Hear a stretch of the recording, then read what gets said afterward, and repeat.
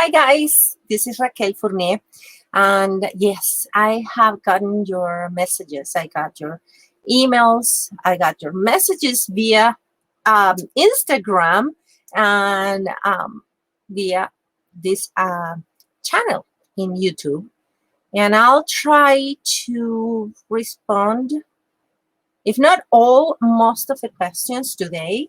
And I'm going to let you know a very easy way to find yourself your own externship opportunities. So to start with, most of you know that I had to take my classes during pandemia. So the amount of labs or drawing labs were very, very limited. In fact, there was like one lab. I was able to get into a different course, a different class to do more labs. So practice, practice, practice. That is going to make the difference. So what I had at the beginning was just a tourniquet and a hub. And with these two items, I kept, these two things, I kept practicing on anyone that crossed my path. I was like, oh, may I find your vein? Let me find your vein. I will just be in a reunion or a quick reunion because pandemia. So can I find your vein? Another important thing is that you definitely can find your own externship. Don't be afraid. I know that some of you comment that you guys are starting your classes, your phlebotomy classes. You know, if you don't like blood, you don't like blood. You are not going to like it just because you're taking the class. So just be realistic and decide what you want to do. It's an investment. So if you want to spend the money on that and not doing anything with it, well, you know, see what you really want to do. Talking about the externships, for me, it was quite different. I know that not many of the people in my class were able to get an externship again because of the pandemic. I had to be going for approximately 5 months to a place, and it was very complicated for like scheduling and all that, because again, you are supposed to be able to finish your externship, and listen to this, in 40 hours. 40 hours can be if you're going every day full time for a week to a place. So that will be 40 hours. So in my case, when I got to this place, there were like 5 more phlebotomists. So, and sometimes they only had like 4 patients. And, you know, there was always one that was left out. So the next time they had to try to be fair and give some of those patients to a different person. So again, the solution will be, and I didn't know at that time that you could do this, you can find your own externship. If there's a place, as you can work in a lot of different areas when you're a phlebotomist, if you want to work in research, if you want to work in a lab, if you want to work in the Red Cross, just try to go there in person and tell them, okay, I'm interested in doing an externship here, and I want to learn what you do, and I want to be here. I want to learn your system.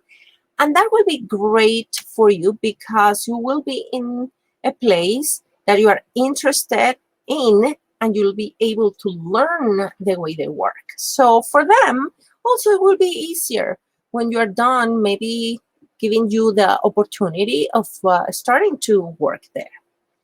For the ones that choose to do the mobile phlebotomist, I have heard that you get a certain amount of patients and you have to drive. You have to drive first to the office. I haven't done it. You have to go first to the office, pick up all the kits, pick up all the tubes, everything you need, all the supplies, and then go visit your patients. You visit each patient and you get paid per patient. And in some states, I think what they are paying, the rate they're paying for that is in between $20 and $25 per patient. So you have to calculate distance to see if it is convenient for you. If you don't like to work in a facility, that could be a great opportunity. If you like instead to work in research, you can do that as well. There are many research companies, and the difference with research and a regular lab is that in a research company, what they're doing is that they are trying different drugs on people to see if they work for different things. So there will be labs that are specifically targeting diseases of the kidney. Others will be a disease of the lungs. So your job there as a phlebotomist will be taking the blood of that person. You have their first visit. They want to make sure the person has their values however they want the values to be, that they are not like when you go to the Red Cross and you have to get people to donate blood.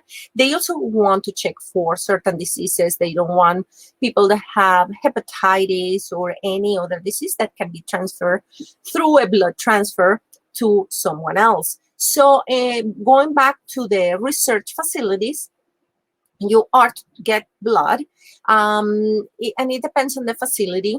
You may have a lab in the facility. So you draw your blood. Usually the tubes come in little kits, and you have all the tubes. You have your requisition form. So always make sure of what you need or what the tubes are for, because I'm going to tell you something that happened to me at the place I went to do my externship after I got my requisition form. I also think that it's very important to be focused on what you're doing and pay attention to detail. That is extremely important.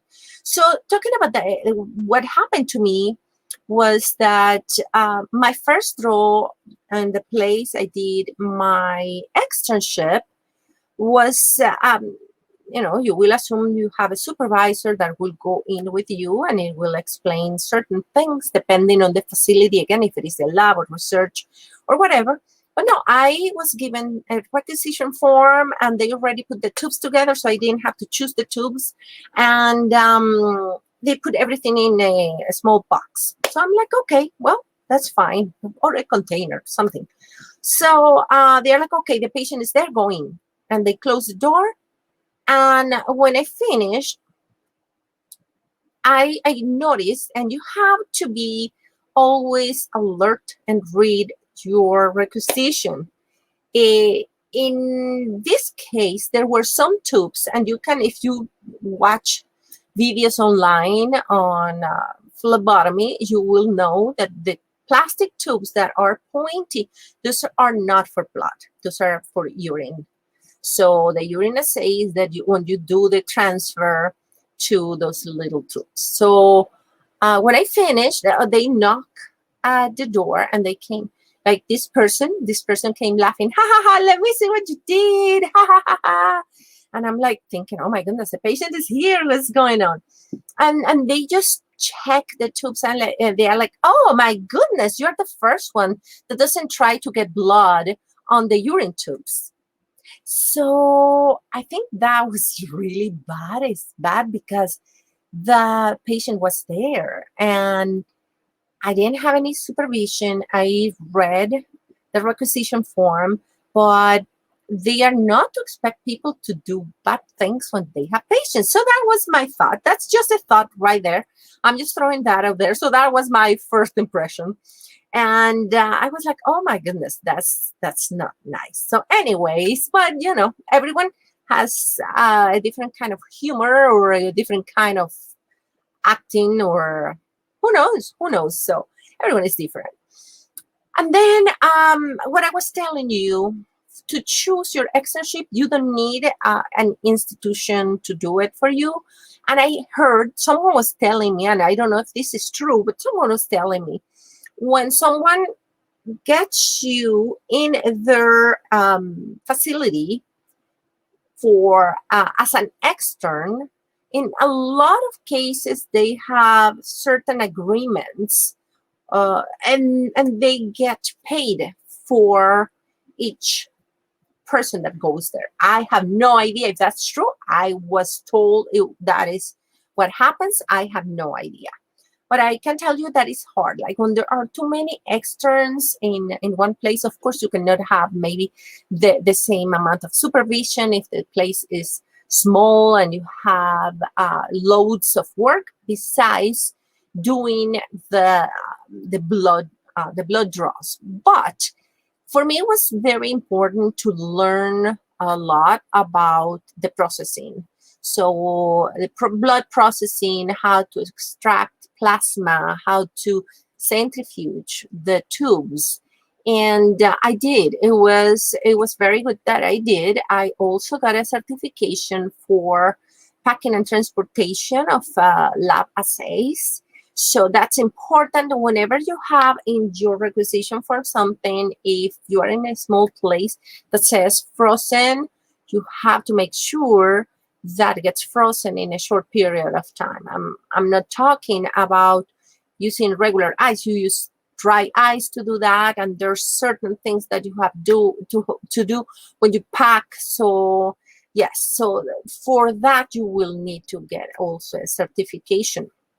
But it's a great thing to learn all those things, to learn to centrifuge, to learn how to extract, how to transfer those assays. And it was great. I think it was a great learning experience for me. So as I was telling you, and I have in my notes here, my externship was an extended externship. It was too long. It was 5 months because we were too many people. There were not a lot of patients, and I did a full week, a 40 hours that week, just thinking that I was going to at least get very close to the 50 draws that you need to get. You only need to get 50 draws. But I didn't even get close to a third probably in 1 week. So if you have to work, of course, you cannot be going there to an externship for a full day during a week. You need to work. So then I cut the time to be able to manage work as well. So it took me 5 months. And then I'm going to tell you right here, let me see my notes. Yes, you can, but I'm sure if I knew that I could choose my own externship place, that will be totally different. Then another thing that is very, very important, if you work in a lab, if you work in a research facility, whatever you work, you know that you're working with blood, with urine, so you have to be careful. You have to wear gloves.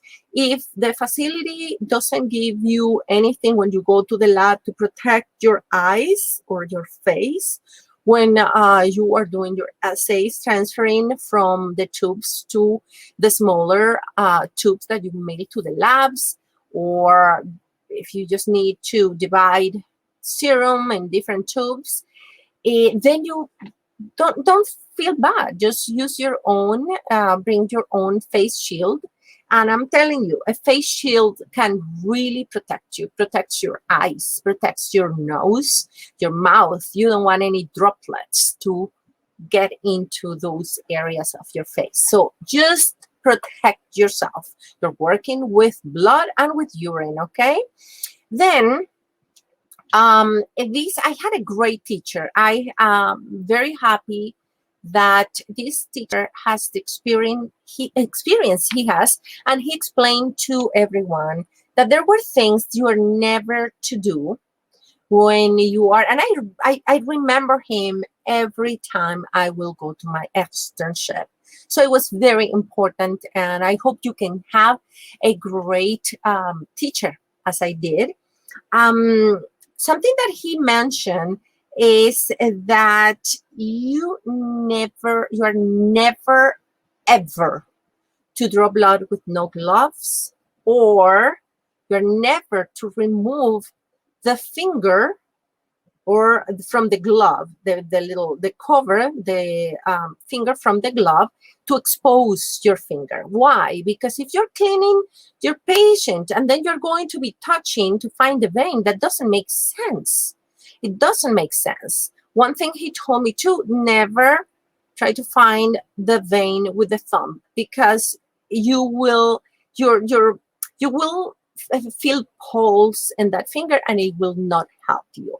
So never pull the finger from your glove. And I can tell you, I heard a lot of stories, and I personally saw a few times like the fingers from the gloves thrown on the floor in the place I was going to. So you have to be very careful, because you don't want to infect that person. You don't want that person to get an infection, or you get an infection because you're touching a patient and you're touching where you are introducing the needle. So just be very careful with that. I'm so happy my teacher told me all those things, and just follow those rules. That's the most important thing. Then what I mentioned to, what I asked to, because sometimes you're required only to use butterflies, sometimes you use both, depends on the patient. But remember the order of draw. Well, sometimes it can change. With the butterfly needle, there's a conversation about that issue. Some people say that if you start with the blue will not fill completely, because if you have the tube will suck some air, and then the blood will not get to the line. And remember, the tubes that are blue are to be full, like filled to the line. If not, you will not be able to get a good result from that. So that's another one. Just make sure you check into that. And then this is something extremely important. I took matters in my own hands, and we had like 5 different rooms for the patients. And I made sure whenever I had to work there that I will go to every room and I will check if they had enough alcohol swabs, enough tape, enough cotton, if they had needles, if we had enough of everything, including, of course, sanitizer.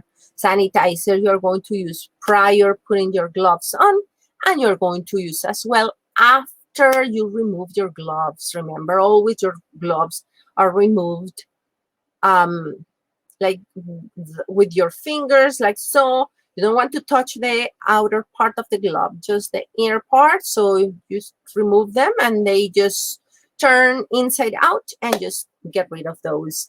But yes, remember, if you're working in a place, you want to have your tourniquets. You want to have all you need. You don't want to be the one that is like, you have the tourniquet on a patient and you're like, oh my goodness, oh, please, someone get me some alcohol or some alcohol swabs. So that was very important for me as well.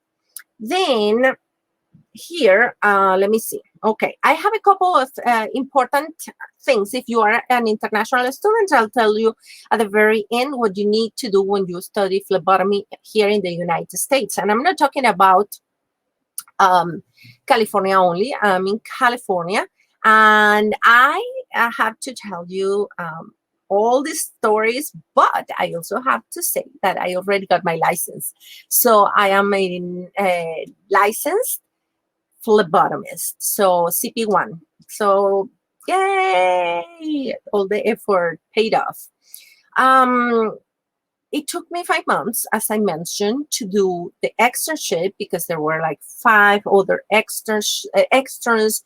There were not a lot of blood draws. There were a lot of different things that were done in the office, but no, not a lot of blood draws. And this happened to me, and I know if you pay attention, it will never happen to you. When I had my form, when you finish your externship, you are going to mark down in the form every single draw you did. They ask you the how old the patient is, and they ask you what you did, like if you did hematology, if you did any type of test, of blood test you did, you have to write down there. So that's important, just to specifically write down every single test you did and the age of the patient. You want to have different patients, and you will have all that information when you finish your test and you pass your test. They will give you that information, so you know that it's 50 draws. So with those 50 draws, you know that you have to write that down. As I mentioned, then they have to sign the form for you. Well, when I did my forms, finally, after all those 5 months, the form changed. So I was not informed, and then I had to go to the place I did the externship with a new form that was emailed to me for it to be filled out again and signed again. Anyways, I'm telling you, I had to go 4 more times. And this is what you have to do to avoid that problem. The Department of Health is getting very strict with all these certifications, with all these licenses. They are asking that when you get your form, that you did everything, the place they ask for, the address of the place, the name of your supervisor, all the details there, and then they ask for the signature of that supervisor and their license number. So they can be a nurse, they can be another phlebotomist. Anyways, they have to sign there, and they have to sign exactly the way they sign that specific license they are using, or they are adding to that certificate, to that form to obtain your license. So, oh my goodness. So if someone got divorced and they are using another name now, another different last name, doesn't matter. If the license still has the old name and your last name is hyphened, you have to make sure that is correct, because I had to go 4 more times, because they will sign, my supervisor will always sign different. So there were 4, and it happens, but it's this person mentioned that she never had problems before. And I can only say that's probably because the state is getting to be very, very strict. And whatever license you're using, license number you're using to sign the phlebotomy paperwork, the name has to match exactly to the name they have on file. If you are missing the first initial of your middle name and they added it to their license, then they are going to consider that new. So it happened to me 4 times, and I went back and I got the wrong form, like the wrong signature, went back again, wrong signature, went back again, wrong signature. And finally, the 4th time, which will actually be the 5th, because the first time they changed the form, so I had to do that again. But that last time they did the name right. I was able to sign the paperwork, and I finally got my license, which, let me tell you now, they are not sending you the actual license printed anymore.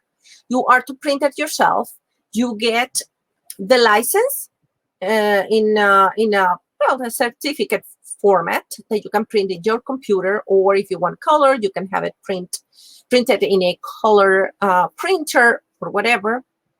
And then there's a small card that you can carry with you, and that's also very important to carry that, to know the license number in case you are looking for a job.